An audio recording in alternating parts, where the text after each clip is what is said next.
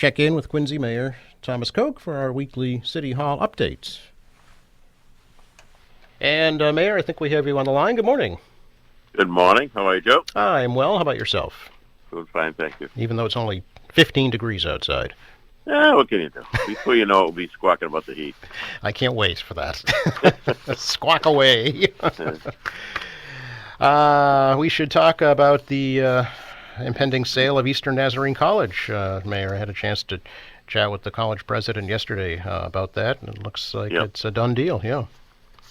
Yeah, looks like they've chosen the buyer, who has a history with ENC and was a graduate of that school. So hopefully has a sense of the community. It is a real estate developer from Kansas, and he is planning some housing, but also says he'll keep some of the historic nature of the campus. So, have you been in touch with the buyer yet? Yes. Okay.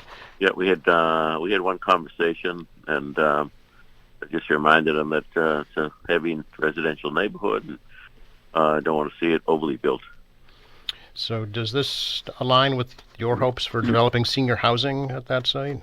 I don't know yet. We didn't have that kind of detailed conversation, Joe. Okay, all right. Should be noted too that he's also purchased the preschool Camp Kinderhouse, but intends to maintain that as an independent preschool for the community.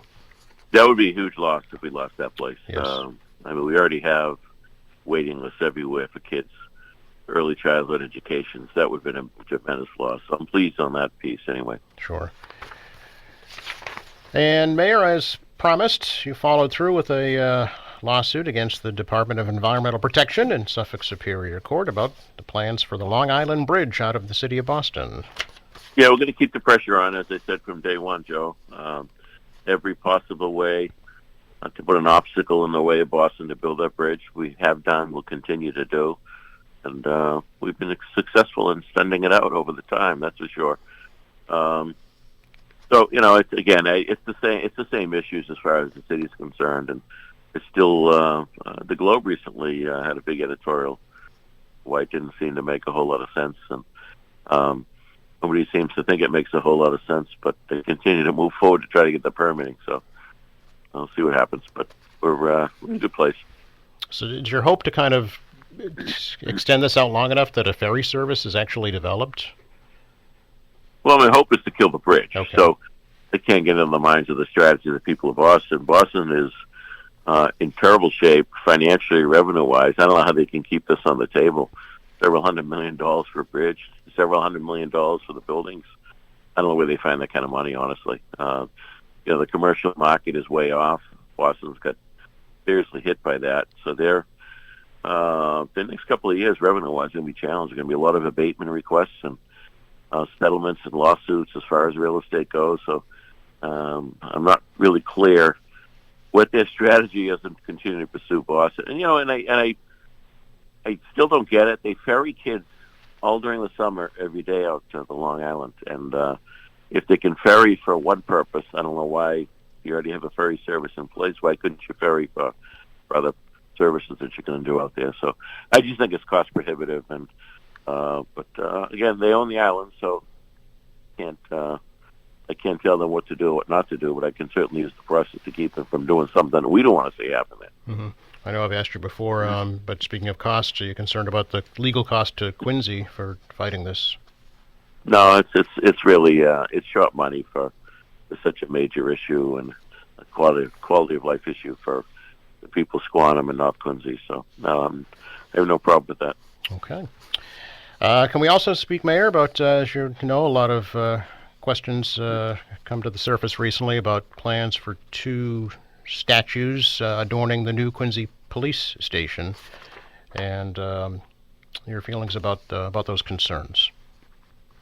Yeah, I think those concerns will be alleviated. I mean, here we're taking two images that are extremely important to both the firefighter side in Florian and the police side with Michael, and it's an image that each of the images have been images that have been greatly respected by the firefighters on one side and the police on the other. Many of them carrying small images, coin types, prayer calves, whatever it may be. So it's not like Tom Koch is imparting an image, trying to put on the fire police. That image has been related to both of those services for decades across the world, not just here in Quincy. In fact, the Michael is adorned by many of the military, particularly the 82nd Airborne. Again, that whole concept of good over evil. So, I think people in the end will be understanding that it's beautiful public art, and it connects to both the fire service and the police service. So there's, of course, concern about religious depictions on public buildings and the separation of church and state. How do you respond to that? No, I don't view them specifically as religious. Yes, you can look at them from the religious angle, but I think you can also look at them from a different angle. As I said, Florian is known as a brave, courageous individual who, the images show him putting out a fire. I mean, that's what connects with the fire service.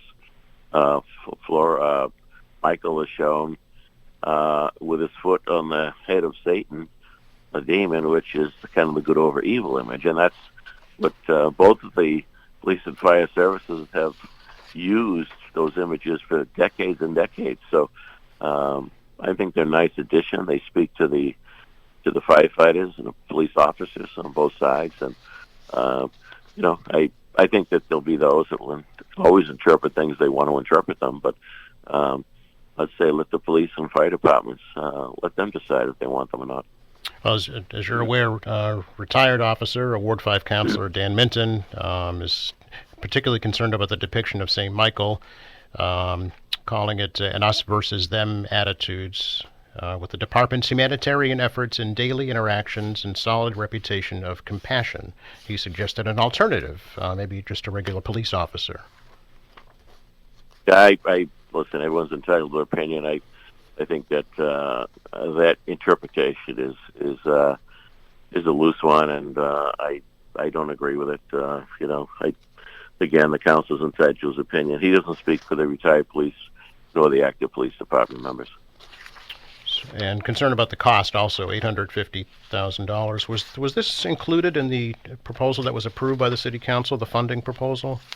Anytime we go to the city council for major building projects, the building always is a little different than when it first came in. You're dealing with plans, and plans evolve, Joe, and that could be said of any school building, of any major project that goes on. The reality is the bottom line has not changed in the budget.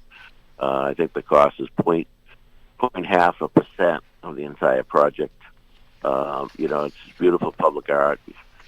People go and visit all over Europe and see beautiful public art on their public buildings and public squares. And, we're within the budget, and I think we're in a good place.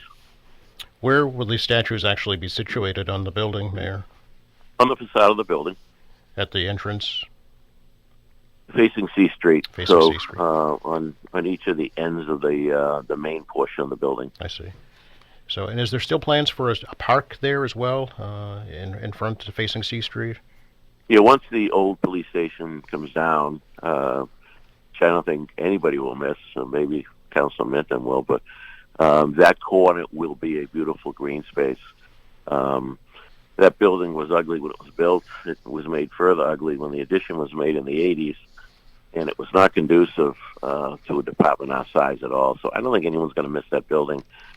It'll be greened up. It'll be a beautiful corner. With the cemetery in the opposite corner, and you got the track in a third corner, and then, of course, you got the gas station. But it'll be a beautiful, beautiful corner. A lot of people go by there every day.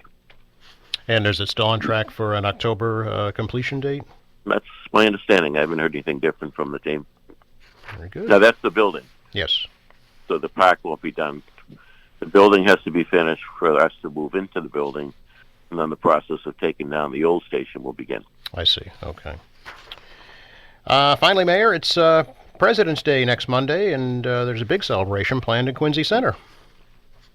Yes, our President's Day Winterfest is on track, and I haven't looked at the long-range forecast, but it is Winterfest, so dress warmly. Yeah, indeed. There'll be some heated tents, I understand, for folks who can't take the cold, so that's good.